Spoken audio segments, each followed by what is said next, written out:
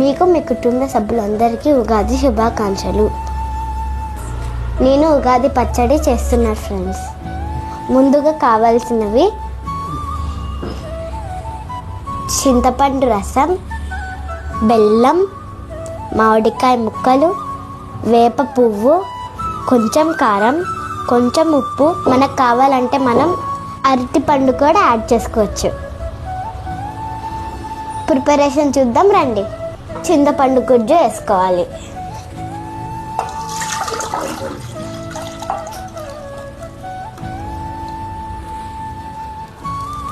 ఈ బెల్లం వేసుకోవాలి.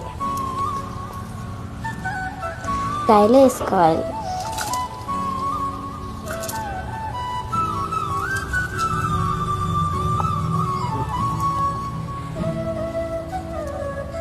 ఇది అయిపోయాక వేప పువ్వు వేసుకోవాలి.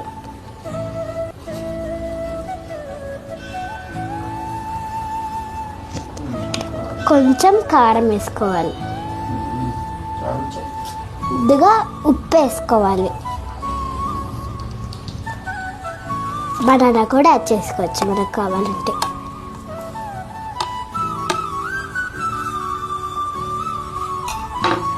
So first